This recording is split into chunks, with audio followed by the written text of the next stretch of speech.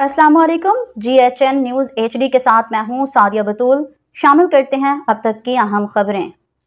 जावरिया से खबर शामिल करते हैं जफर अब्बास की रिपोर्ट। यूनिवर्सिटी ऑफ सरगोदा में रियाज शादम नसाबी सरगर्मियों की ज़ेर एहतमाम यौम कश्मीर की मुनासिबत से कश्मीर यकजहती वॉक का इनकाद किया गया।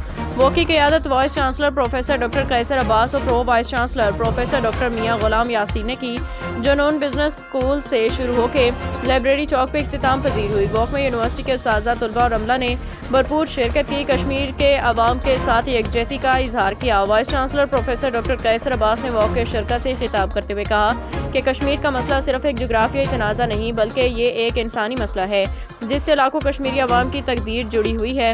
और उन्होंने कहा कि पाकिस्तान कश्मीरी अवाम के हक़ खुद इरादियत को तस्लीम करता है। प्रोफेसर डॉक्टर कैसर अब्बास ने इस अज़म का अदा किया कि यूनिवर्सिटी ऑफ सरगोदा हमेशा कश्मीरी अवाम की हिमायत में अपनी आवाज़ बुलंद करती रहेगी। प्रोफेसर डॉक्टर मियाँ गुलाम यासीन ने अपने खिताब में कहा कि कश्मीर का मसला पाकिस्तान का ना सिर्फ एक सियासी मामला है बल्कि हमारे दिलों की आवाज़ है। वॉक के दौरान यूनिवर्सिटी के तलबा ने कश्मीरी अवाम के साथ इज़हार यकजहती के तौर पे मुख्तलिफ बैनर और प्ले कार्ड उठा रखे थे, जिन पे निहत्थे कश्मीरियों पे भारतीय मज़ालिम को उजागर किया गया था। कश्मीरियों के हक़ खुद इरादियत को उजागर किया गया था। रिपोर्ट जफर अब्बास, तहसील रिपोर्टर, शाहपुर, जावरिया।